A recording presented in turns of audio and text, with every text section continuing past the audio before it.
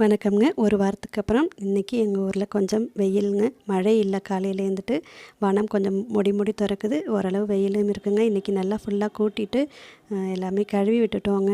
ஒரே சேரும் சகதியமாக இருந்துச்சு. இந்த இலைகள்லாம் கொட்டி அதெல்லாம் ஓஸ் வச்சு நல்லா கழுவி விட்டாச்சு. இன்றைக்கும் பாருங்கள், நிறைய பூக்கள் எல்லாமே நான் உங்கள் கூட காமிச்சிருந்தேன் ஏற்கனவே பாடலோட. இன்றைக்கி பாருங்கள், சந்தோஷமான விஷயம் பாருங்கள். நம்ம பதியம் வைக்கும்போது தானாகவே ஒரு கிளை மண்ணுக்குள்ளே புதஞ்சிருச்சுன்னு சொன்னேன் இல்லைங்களா? அதை நான் ஒரு வாரத்துக்கு முன்னாடியே வெட்டி விட்டுட்டேங்க. பாருங்கள், அழகாக வந்துட்டு பூ வந்துருச்சுங்க. இதுக்கப்புறம் இந்த தொட்டியை வேறு இடத்துல கூட கொண்டு போய் வச்சுக்கலாம். அடிப்பகுதியிலேருந்து ஆரோக்கியமான கிளையும் உருவாயிடுச்சு பாருங்கள். பன்னீர் ரோஜா மட்டும் ஈஸியாக நம்ம பதியம் வச்சிடலாங்க. எந்த முறையில் பதியம் வச்சாலும் வந்துடும். இந்த மழைக்காலம் குளிர்காலத்தில் பயன்படுத்திட்டு நிறையா வைங்க.